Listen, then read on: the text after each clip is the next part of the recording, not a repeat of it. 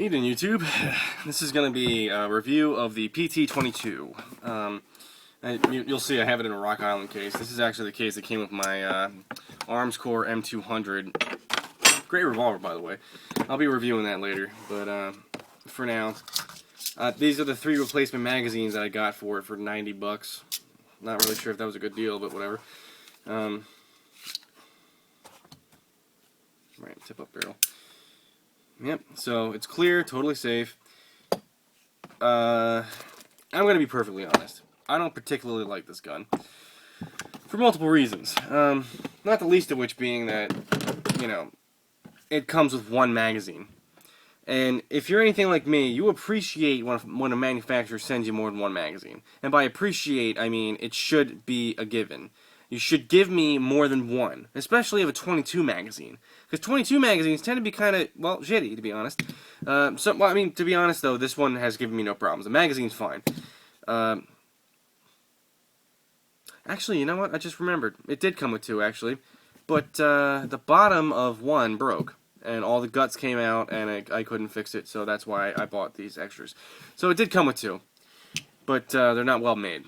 They're very poorly made, actually. So there's a star off for that. The design itself is, I'm told, and I have looked it up, that it's a clone of what's called the Beretta Bobcat. It is very similar to the Beretta Bobcat, don't get me wrong, but it's not a clone. It is its own beast in and of itself. This gun being polymer framed and everything, it's an improvement upon the Bobcat, if anything. What I found is the trigger on this thing, it's double action only. Okay, it does have a manual safety. Okay, it's not ambidextrous. Whatever. But the way that this thing fits in your hand is just, it's like I took a clump of clay and just squeezed it, and it's perfect, you know? And it is literally, as you can see, it's the size of my hand. It's up to my pointer fingers where it ends. So I have to say positives about this are it does have a manual safety, and I like that. I do. It's not an obtrusive one. So as you can see, this thing is tiny. It's not going to get caught on anything. The sights aren't going to get caught on anything. They're low profile, so they're not going to snag on clothing. It has a beaver tail. It's very comfortable to hold, and that's actually a hammer, by the way. It's a double action 22 that you can second strike every round. You can pull that all day long if you want. And that's great. That's a great design. The tip-up barrel is great because racking this slide is a mother, you know, like you gotta really friggin', especially because it's so small, it takes a lot of force. And so, in other words, for somebody who maybe has arthritis, like rheumatoid arthritis, this is a good option. The only thing that I have to say negative about this, and why I'm giving it an overall negative review, for the pt22, keep in mind, because it does come in 25 ACP as well. I might buy one, to be honest. I love everything else about this gun. I hate that it's not reliable. And as a gun, that's kind of like the important thing that it needs to be, is reliable. The thing is, it's reliable with the right ammunition. If you put CCI Mini-Mag in this, it works flawlessly. And it is scary accurate. And I'm saying scary accurate because I'm admittingly not a good shot. I'm actually a friggin' terrible shot. You know, and I'm working on it, obviously. I'm training and everything, but this was one of my first purchases as a handgun. And I got so good with this on the first day that I had I sent the paper all the way down range, and it's an indoor range, but so let's say 20 yards, to the point where the front sights, like you're looking down those tiny sights and most of the paper is gone. And I was hitting dead center, tight groups.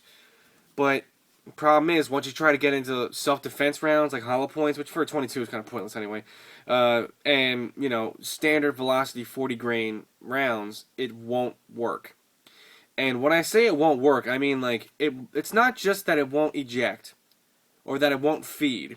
It's that it won't do any of that shit. It won't. You'll fire the round, and it'll stovepipe, and you'll go to and try to let the next one in. The next one will whatever that is. I mean, I'm assuming that's called a stovepipe too, where the loaded round just goes straight up. Because the feed ramp on this thing is wicked. There's no...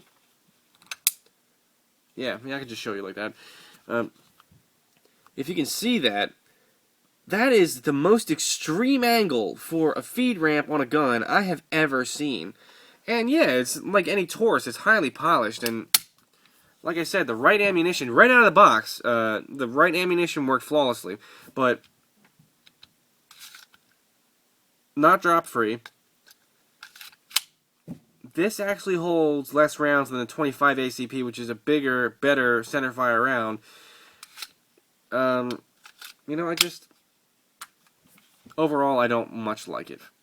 I like the design, I like the aesthetics, I like the fact that it has a tip-up barrel. It does have a place. It needs improvement in its reliability. That's my main issue. The reliability and the quality of the magazines. This little base plate thing, like I said, snapped on the one magazine the other magazine I had with this. I was cleaning it, and I went, put this back in, and the whole thing just came apart. Because it's a very thin lip that this magazine slides into.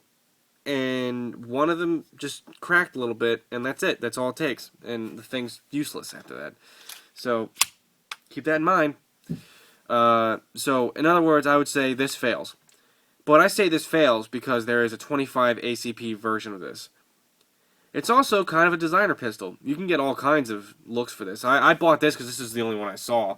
But I also didn't know enough to like go on, let's say, Bud's Gun Shop or Cheaper Than Dirt, where they have one with like a black walnut sort of looking grip with gold like controls and a black slide, and they got one with like a green pearlescent handle. And so this is a good gun, and it's got a whole lot of other crap going for it. But I would say, granted, never having used it, go with the 25 ACP. As a self-defense round, you're just kind of better off. Unless you're going to do, like, my other video where I've got the... Well, I put it away, but... My Ruger SR22, that is a straight, reliable 22. You know, and it's only $40 more than what this was, but it's 100% reliable with every ammo I've used in it. This is not. So, I would say get the pt22 right now without ever having used it. So, hesitantly I say do that. That's the only reason I'm even not saying that this fails entirely. Yeah.